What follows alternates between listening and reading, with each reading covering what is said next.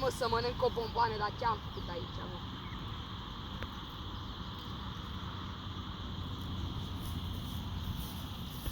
Acum am putere.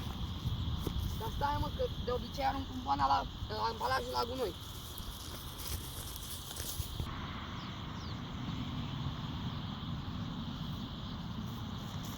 Faul, m-a faultat mingea, se pune? Bine, nu, hai, continui, hai că continui. Faul! Roșu! Faul! Și tu seama? Ok, de salutare tuturor și bine v-am găsit la un nou videoclip pe acest canal în care vom șuta această minge la poarta acolo. Și da, sper să lăsați foarte multe like-uri și să vă abonați, că de ce nu? Hai să începem. Mă vedeți pe mine și pe minge, da? Și pe ăla în poarta acolo. Mamă, ați văzut ce aproape eram? Să-ți mă uităm. Ați văzut ce aproape eram din nou, adică da. N-ați mai văzut așa ceva niciodată. Nu se poate. Încep din nou filmarea. Nu. Hai, portarule, vezi că ți-o dau pe asta super. Ia, stai puțin.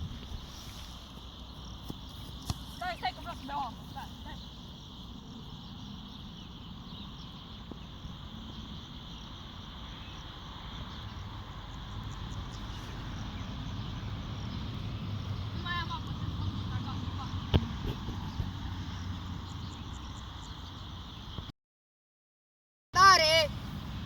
Fii pregătit!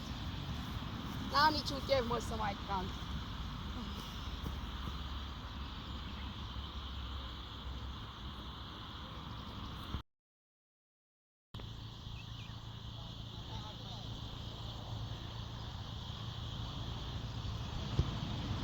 Oi, ce șpiță ai dat, mă!